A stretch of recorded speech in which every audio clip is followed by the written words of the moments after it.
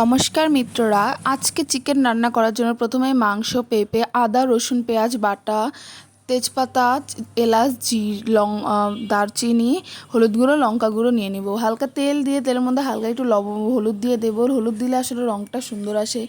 এরপর আদা বাটা, রসুন এবং পেঁয়াজ বাটাগুলো দিয়ে দেবো। এরপর শুকনো মরিচ, দারচিনি, এলাচ, তেজপাতা, হলুদ গুঁড়ো, লঙ্কা গুঁড়ো এবং হালকা একটু জিরে গুঁড়ো দিয়ে দেবো। এগুলো পরিমাণ মতো করে দেবেন। এগুলো হালকা ভেজে নেওয়ার পরে এর মধ্যে চিকেনগুলো দিয়ে দেবো। আজকের চিকেনটা একেবারেই সুস্বাদু হবে এবং খুব স্বাস্থ্যকর হবে।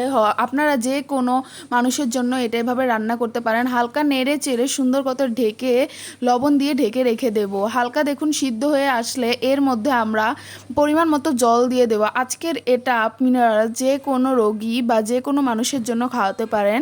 আর আপনারা যদি অবশ্যই আমাদের চ্যানেলে নতুন হন, আমাদের চ্যানেলটিকে সাবস্ক্রাইব করবেন এবং পাশে থাকবেন।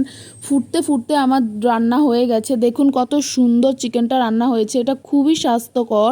আপনারা বাসায় অবশ্যই এভাবে একবার ট্রাই করে খাবেন এবং আমাদেরকে অবশ্যই কমেন্ট করে জানাবেন দেখুন কতটা সুন্দর হয়েছে। টাটা।